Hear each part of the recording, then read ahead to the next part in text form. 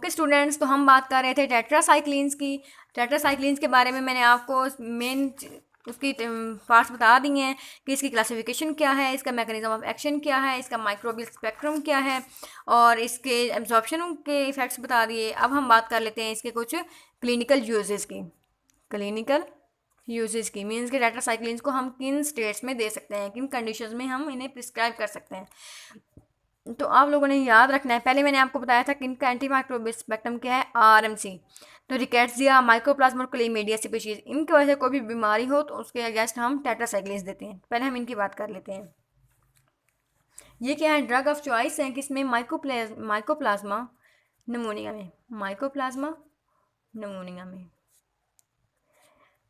इसके अलावा ये कहाँ, क्लेमीडिया का कोई मीडिया स्पीशीज की वजह से कोई प्रॉब्लम हो जाए या फिर रिकेट्सिया की वजह से, रिकेट्सिया। इसके अलावा ये कहाँ यूज़ होती है, जो हेलिकोबैक्टर पाइलोरी, हेलिकोबैक्टर पाइलोरी, ये क्या करता है, गैस्ट्रिक अल्सर काज करता है। ये क्या करता है, गैस्ट्रिक अल्सर। तो अगर कोई अल्सर इस बैक्टीरिया की वजह से हो, हेलिकोबैक्टर पाइलोरी की वजह से हो, तो उसके लिए भी हम क्या करते हैं, टेट्रासाइक्लिन यूज़ करते हैं। इसके अलावा क्या है, विब्रियो का कोई इन्फेक्शन हो जाए, विब्रियो इन्फेक्शंस, और क्या है, प्रोटोजोल इन्फेक्शंस के खिलाफ भी ये यूज़ होती हैं, प्रोटोजोल इन्फेक्शंस के खिलाफ। इसके अलावा ये एक्ने की ट्रीटमेंट में एंड एक्सरबेशन ऑफ ब्रोंकाइटिस में, कम्युनिटी एक्वायर्ड नमूनिया में भी ये यूज़ होती हैं। किसमें, कम्युनिटी एक्वायर्ड नमूनिया, जो नमूनिया कम्युनिटी की वजह से एक्वायर हो उसमें भी ये यूज़ होती हैं। ये थे हमारे पास क्लिनिकल यूजेस। तो आपको ये आने चाहिए, ये आपसे क्वेश्चन में पूछ सकते हैं, शॉर्ट क्वेश्चन में आपसे पूछ सकते हैं। अब हम बात कर लेते हैं इसकी कंट्रा इंडिकेशंस की। कंट्रा इंडिकेशन क्या है, किसकी, टेट्रासाइक्लिन। तो ये क्या करना है, बच्चों में प्रिस्क्राइब नहीं करनी, बच्चों में प्रिस्क्राइब नहीं करनी। इसके अलावा क्या है, प्रेग्नेंट वुमेन में नहीं देनी, प्रेग्नेंट वुमेन में। मैं आपको आगे एडवर्स इफेक्ट बताती हूँ कि हमने ये बच्चों में और प्रेग्नेंट वुमेन में क्यों नहीं देनी। अब हम स्टार्ट करते हैं इसके adverse effect, adverse effects of tetracycline. तो फर्स्ट ऑफ ऑल हम देख लेते हैं इसका जीआईटी पे क्या इफेक्ट है। तो जीआईटी में जैसे आपको पता है, नोज़गा, वोमिटिंग, डायरिया वगैरह काज करेंगे। इसके अलावा क्या है, लोकल इरिटेशन काज करेंगे इंटेस्टाइनल ट्रैक्ट की, क्या करेंगी, लोकल इरिटेशन काज कर देंगे किसकी, इंटेस्टाइनल ट्रैक्ट की, इंटेस्टाइनल ट्रैक्ट की। इसके अलावा अगर हम इसका यूज़ देखें कि हम बच्चों में और प्रेग्नेंट वुमेन में क्यों नहीं देते, तो अब आप इस बात पे गौर करें कि इसका हम इफेक्ट देख लेते हैं बोनी स्ट्रक्चर्स एंड टीथ पर।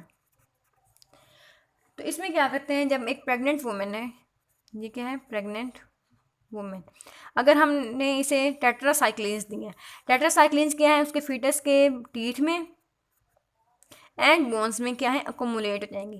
तो जब टीथ में अकोमुलेट होंगी तो वो क्या करेंगी, डिसकलरेशन काज कर देंगे टीथ की, डिसकलरेशन काज करेंगे टीथ की।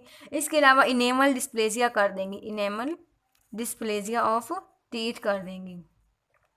और अगर बोन्स में हूँ तो ये क्या करेंगे, डिफॉर्मिटी ऑफ बोन काज कर देंगे, क्या करेंगे, बोन्स को डिफॉर्मिटी काज करेंगी, फॉर्मिटी काज करेंगी ऑफ बोन्स की। तो यही वजह है कि हम प्रेग्नेंट वुमेन में और चिल्ड्रन में हम टेट्रासाइक्लिन जो है वो प्रिस्क्राइब नहीं करते, बिकॉज चिल्ड्रन में भी इनका टीथ पे यही इफेक्ट है और बोन्स में भी ये डिफॉर्मिटी काज करती हैं। तो इसके अलावा ये क्या करती हैं, इसके एडवर्स इफेक्ट अगर हम लिवर और किडनी पे देख लें तो ये क्या करती हैं, लिवर टॉक्सिसिटी काज करती हैं। टेट्रासाइक्लिन्स क्या करती हैं, लिवर टॉक्सिसिटी काज करती हैं। ये क्या करेंगी, जो लिवर का फंक्शन है उसे इम्पेयर कर देंगी और हिपैटिक नेक्रोसिस काज करेंगी, हिपैटिक नेक्रोसिस काज करेंगी। और क्या करेंगी, जो लिवर का फंक्शन है उसे भी इम्पेयर कर देंगी, उसे भी क्या करेंगी, इम्पेयर कर देंगी। और अगर हम इसका किडनी पे इफेक्ट देख लें, रीनल क्या इफेक्ट है इसका, तो ये क्या करेंगे, रीनल ट्यूबुलर एसिडोसिस काज करती है, रीनल ट्यूबुलर एसिडोसिस काज करती हैं कौन, टेट्रासाइक्लिन। इसके अलावा क्या करते हैं, रीनल इंजरी की भी काज कर सकती हैं, रीनल इंजरी वगैरह काज करती हैं। और अगर हम इनका आईवी इंजेक्शन दें टेट्रासाइक्लिन्स का, तो ये क्या करेंगे, थ्रोम्बोसिस काज करती हैं, वीनस थ्रोम्बोसिस, और अगर हम इनका इंट्रामस्कुलर इंजेक्शन दें तो ये क्या करती हैं, लोकल इरिटेशन काज करती हैं, लोकल इरिटेशन। तो इसलिए हमें ओरली ही प्रिस्क्राइब करनी चाहिए टेट्रासाइक्लिन, बिकॉज इनके इंट्रावेनस अगर हम देंगे तब भी प्रॉब्लम है और अगर इंट्रामस्कुलर देंगे तब भी प्रॉब्लम है। बस वो जो टीजीसाइक्लिन है उसके लिए हम क्या करते हैं, आईवी देते हैं। इसके अलावा क्या करती हैं, ये फोटोसेंसिटाइजेशन काज करती हैं। क्या करती हैं, फोटोसेंसिटाइजेशन काज करती हैं। मीन्स के जो सनलाइट है उससे ये सेंसिटिव हो जाता है पेशेंट। इसके अलावा क्या है, वेस्टिब्यूलर रिएक्शंस भी काज करती है, वेस्टिब्यूलर रिएक्शंस। उसमें क्या है कि ये वर्टाइगो, नोजिया, वोमिटिंग और डिजीनेस वगैरह काज करती हैं। अब हम बात कर लेते हैं डॉक्सीसाइक्लिन और मिनोसाइक्लिन की कुछ करेक्टरिस्टिक की। ये थे हमारे पास एडवर्स इफेक्ट ऑफ टेट्रासाइक्लिन। अब हम बात करते हैं properties of doxycycline and minocycline. ये आपसे क्वेश्चन में पूछ सकते हैं, डॉक्सीसाइक्लिन एंड मिनोसाइक्लिन। तो ये जो बैक्टीरियाज हैं, ये नॉर्मल जो टेट्रासाइक्लिन्स हैं उनके खिलाफ क्या है, रेजिस्टेंट प्रोड्यूस करते हैं। लेकिन जो टेट्रासाइक्लिन से जो रेजिस्टेंट होते हैं बैक्टीरिया, टेट्रासाइक्लिन से जो रेजिस्टेंट हैं बैक्टीरिया, वो क्या है, ससेप्टिबल होते हैं किससे, डॉक्सीसाइक्लिन एंड मिनोसाइक्लिन से। मीन्स के जो अगर कोई ऐसी कंडीशन हो, बैक्टीरिया का कोई ऐसा माइक्रोबैक्टीरियल इन्फेक्शन हो जाए या फिर बैक्टीरियल इन्फेक्शन हो जाए जिसमें टेट्रासाइक्लिन हम नहीं दे सकते क्योंकि उसमें रेजिस्टेंट प्रोड्यूस हो गई है, तो हम उसमें क्या है, डॉक्सीसाइक्लिन एंड मिनोसाइक्लिन जो है वो प्रिस्क्राइब कर सकते हैं। ये था इसका एक इफेक्ट हो गया। सेकंड, इसकी कौन सी करेक्टरिस्टिक है जो से दूसरी टेट्रासाइक्लिन से डिफरेंट है, वो ये है कि जो डॉक्सीसाइक्लिन और मिनोसाइक्लिन की जो एब्जॉर्प्शन है वो फूड से इफेक्ट नहीं होती। इसकी जो एब्जॉर्प्शन है वो फूड से इफेक्ट नहीं होती और इसकी जो एब्जॉर्प्शन है वो कितनी है, 100% है। डॉक्सीसाइक्लिन एंड मिनोसाइक्लिन की एब्जॉर्प्शन कितनी है, 100% है। और इसके अलावा क्या है, जो मिनोसाइक्लिन है,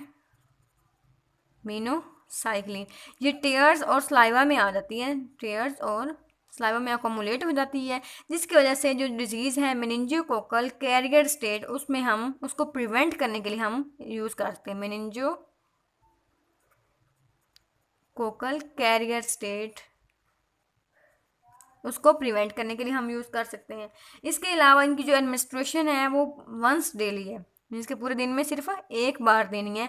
तो इसकी रीज़न क्या है कि जो इनकी एब्जॉर्प्शन है वो कंप्लीट है, एब्जॉर्प्शन जो है वो भी कंप्लीट है, मीन्स 100% है।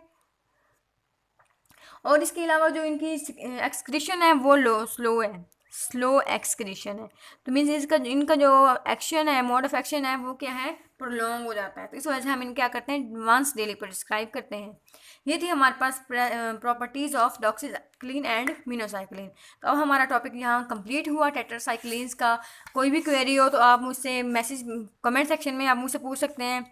और अगर आपको मेरी वीडियो अच्छी लगी हो तो चैनल को सब्सक्राइब करें और नए आने वाले लेक्चर्स का वेट करें, क्योंकि फार्माकोलॉजी के कंप्लीट लेक्चर इंशाल्लाह अपलोड हो जाएंगे।